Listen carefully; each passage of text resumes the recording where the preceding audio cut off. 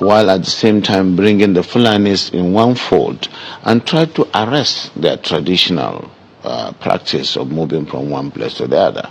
And that is very big, an uphill task. But I think we can communicate with them more, because to them they don't have borders from Cameroon to Nigeria. But that's the thing, Your Excellency. How do we ensure that those who will be participating in this federal government largely funded program will be Nigerians? In terms of the funding? No, in terms of the operations. You said to bring in the Fulanis together. We have Fulanis from other countries. The issue of misconception, I said there is a lot of mistrust and misconception with regards to the Fulani man. The Fulani man is a global or an African person. He moves from the Gambia, from Senegal, and his nationality is just a Fulani man.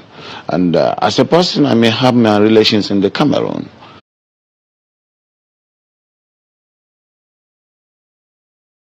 And that is why we want to educate people. A Fulani man sees himself as a Bayelsan, as somebody coming from the Niger Delta, because he speaks the Niger Delta language, which you and I don't. And of course, we would have to just take this as part of our own heritage, something that is African, and that we cannot just close the border and say the Fulani man is just a Nigerian or this. No. In most cases, the crises are precipitated by those outside Nigeria. When there is a reprisal, it is not the Fulani man within Nigeria that causes it.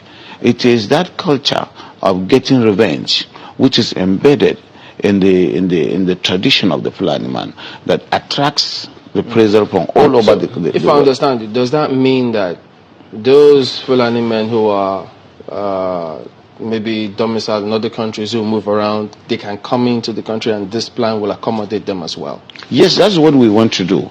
But it has to be done through sensitization, telling them you have to buy in the project, and you use the language, the culture itself, to be able to convince them, away from the mistrust where the whole system of transhumance or pastoralism is criminalized. Criminalization of pastoralism is the problem that we have with this project. And it requires people with passion who understand them and who they believe in, people like us from that part of the country, to say, yes, we have this. Because today there is no limit to the accusation that this and that has happened and it is the Fulani man who caused it. There is no tribe that is not, that you don't have this criminality in. But certainly the way and manner we do it is really exacerbating the crisis and the problems. Will there be any form of documentation of all the people that will be, yes, we are within that? Oh yes, that is going to give Nigeria the opportunity to really have the best in terms of documentation in the demographics. Because, as I said, the Fulani man settles anywhere he can feed his cattle. And so, if they are put in one place and they are made to understand that this is to save them and their animals, they are exposed to the vagaries of the forest and what is going on, cattle rustling, killings and what have you. And that's why it is important for them to understand that staying in one place is good. And of course, in terms of the best practice of carrying the meat, the cows and the let's stay with that security angle for a bit. Is there going to be, this plan going to be a fenced enclosure where anyone who comes in is secured, so there is no one that can just come in from anywhere else? No. It is going to be a colony, and a colony does not require a fence. You will understand the reason. You will understand the reason why people are concerned, because of all the security issues that have been happening over time. So if that, these forests are there anyway. If you don't occupy them and create a colony out of them, they create places for the criminals. And today, that's why you have the Sambisa forest, because it is not being utilized. But Your Excellency, much as yes, I mean, they are fantastic. We have met a lot of them who are Fulanis as well. But the concern too is, why should federal government use resources for this country to accommodate Fulani men who are not Nigerians? You see, as I said, we are already accommodating them. Do you delineate and then really know who is not a Fulani man from Nigeria? They are all Nigerians, because I said their identity, their own citizenship is Nigerian, even though we have relations all over the world, all over Africa. And so, presumably, they are Nigerians. I think you get me. That is the misunderstanding. They move from one place to the other, and they have relations, kith and kins in all the parts of the country, and even outside the country. So that is why our own population is fluid. You can certainly not say this is the population of Nigeria. So this issue. No matter who you are, the world will gaslight you even when you are doing the right thing. I don't know how people want to compare what happened in Venezuela to what is happening in Nigeria. And I don't know why people want to change person's word to what he did not say or what he's not doing. It's very unfortunate that falsehood, lies, and propaganda, changing the narratives, have become the order of the day here in this country. Venga por mí. Aquí lo espero en Miraflores. No se tarde en llegar, cobarde. We have repeatedly said that ignorance has been the major problem of this country. I have defined it many times. That is not lack of prayer. It's not lack of manpower. It is not lack of spiritual power. It is not even bad government that is making us to perish in this country. It is based on lack of knowledge. We don't know so much, but we claim to know so much. That claiming is what is putting us in trouble where we are today in this country. See now, that video you watch show clearly there is a time the government of Nigeria removed their money to sponsor Fulani people to come into this country. This video was said in a national TV channels by a former governor of Bauchi State. If you know the history of Bauchi State is not a Fulani dominated area, but they have a caliphate in Bauchi.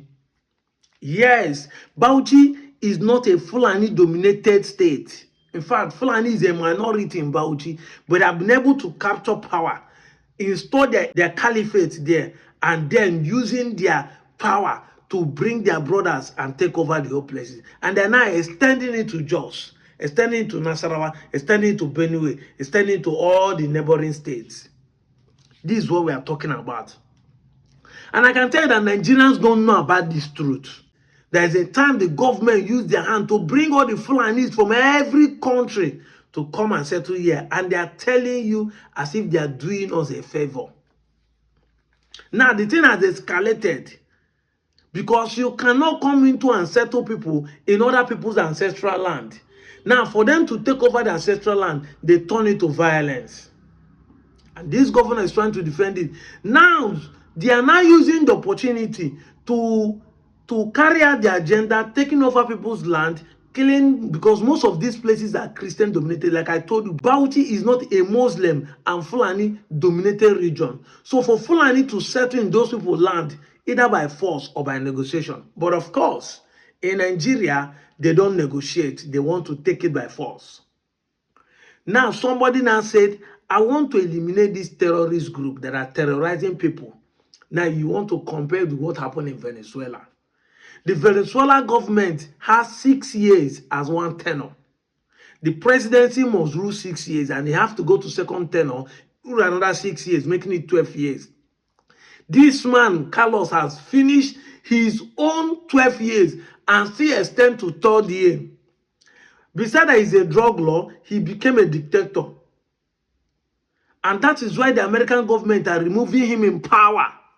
But yeah, you're saying it because he's a Christian people, that you that is a Christian, you were believing in Donald Trump. There is a reason why America acts in that way. There's also a reason why America is acting in this way in Nigeria. You can't compare the two.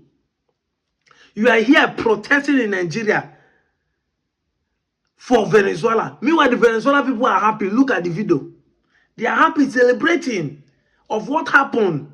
Instead of you to be protesting in Nigeria as a Muslim, we're not even talking as a Christian, protesting that other Muslims are killing you people, taking over your ancestral land.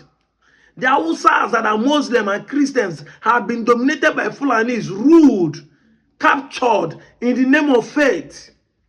But when people like us said it, you make it look as if we are celebrating what is happening, that we are happy that America is coming. No, America invaded Venezuela is different from what are doing in Nigeria, and it's not invading that are doing in Nigeria. Even in Venezuela, it's not invading.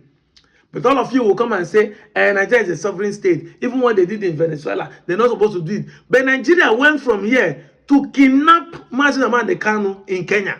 It's not the same thing they did, okay, because Mazi Nnamdi Kanu is not the president of Kenya. But Nigeria went here to kidnap another person in another person's territory. Should I remind you what happened during the time of Umar Odiko? That the Nigerian sitting head of state sent people to go and kidnap Umar Odiko all the way from UK to come back to Nigeria. Now today starts that people are invading other countries to kidnap their subjects and bring them back home. Go and read it. Because people don't make research. That's why I say we perish for lack of knowledge. You want to start gaslighting us now that we are happy that Trump is coming to Nigeria. Look at what they did in Venezuela. They will do it the same thing in Nigeria. It's not the same thing. If you don't want America to come into this country, you yourself protest and make sure you stop the terrorists from killing people. You open door for terrorists, and yet you don't want people to solve the problem of terrorists. You are a terrorist sympathizer. You support them. You love what they are doing, because if you don't love them, you should be the one championing that they should be eliminated. But because you are in support, you want them to come into Nigeria and occupy people's territory. Now you are happy because you want government to grant them amnesty so that they will occupy people's land. They will give them land for free.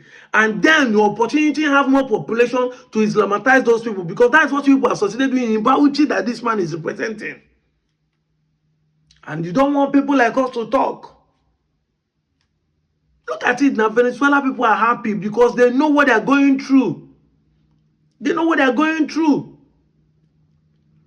May God bless Nigeria. May God bless America. May God bless Donald Trump for whatever he is doing to save the world. We know that this is your second coming as the presidency. You want to come and fulfill the same thing. And that's why I was angry when Jonathan could not stand his ground to come for the second time. Because if Jonathan has come to rule for 4 years, in 2015, we will not have Buhari talk less of having Tinubu. The dynamics of politics would have changed. We will not be here to be arguing about terrorists and all these things.